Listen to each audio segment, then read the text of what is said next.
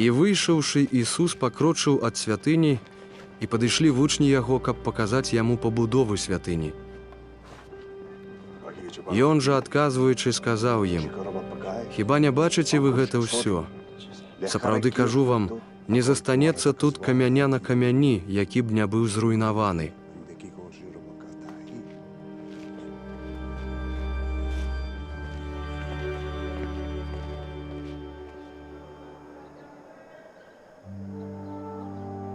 А калі ён сядзеў на Аліўнай гары, прыйшлі вучні да яго патаемна і пыталіся: «Скажы, калі гэта будзе, і які знак твайго прышэсця і сканчэння веку?» І адказваючы, Ісус сказаў ім: «Глядзіце, каб хто вас не звёў, бо многія прыйдуць у імя маё, кажучы: «Я Христос», і многіх звядуць. Пачуеце вы пра войны і чуткі пра войны. Глядзіце, каб не напалохаліся, бо так павінна быць, але гэта яшчэ не канец.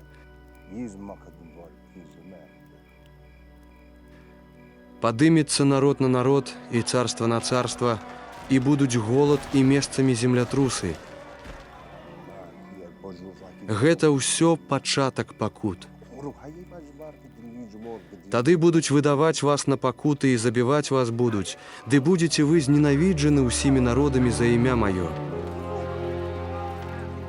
І тады многія згоршацца і будуць выдаваць адзін аднаго і будуць ненавідзець адзін аднаго, і паўстануць многія фальшывыя прарокі і будуць зводзіць многіх. І ад таго, што памножыцца несправядлівасць, астыне любоў у многіх. Але хто вытрывае да канца, той будзе збаўлены. І будзе прапаведавацца гэтае Евангелле валадарства па ўсім свеце на сведчанне ўсім народам, і тады прыйдзе канец. І калі ўбачыце нарэшце агіду спусташэння, якая паўстане на святым месцы, як сказана Даніэлем прарокам, хто чытае, хай разумее. Тады тыя, што ў Юдэі, хай уцякаюць у горы. І хто на даху, хай не сыходзіць, каб узяць што-небудзь з дому свайго. І хто на полі, хай не вяртаецца забраць свой плашч. Гора цяжарным і карміцелькам у тыя дні. Дык прасіце, каб вашыя ўцёкі не былі зімою ці ў суботу. Бо тады будзе вялікая пакута, якой не было ад пачатку свету аж дасюль, ды і не будзе. І калі б не былі скарочаныя тыя дні, а ніякае цела не ўратавалася б, але дзеля выбраных будуць скарочаныя тыя дні.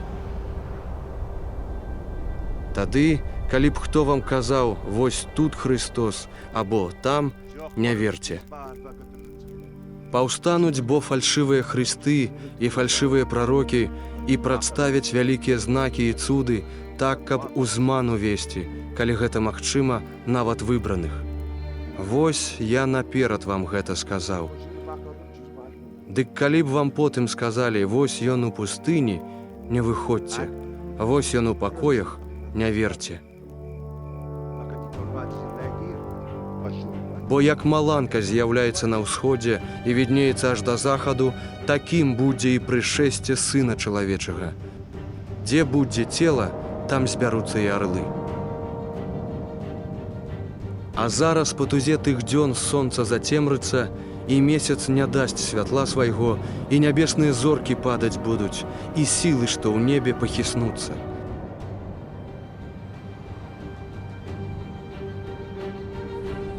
І тады з'явіцца знак Сына Чалавечага на небе, і тады заплачуць усе плямёны зямныя, і ўбачаць Сына Чалавечага, які прыходзіць на аблоках нябесных з магутнасцю і славою вялікай.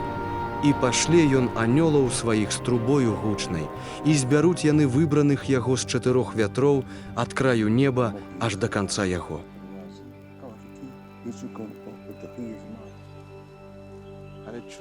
Бярыце прыклад з фігавага дрэва.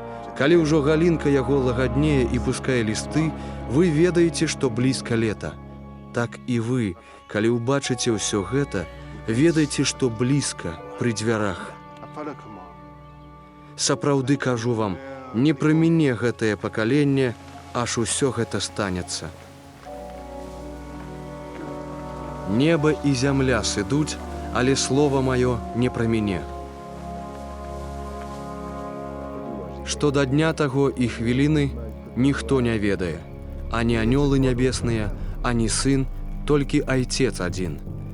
І як у дні Ноя, так будзе і прышэсце Сына Чалавечага.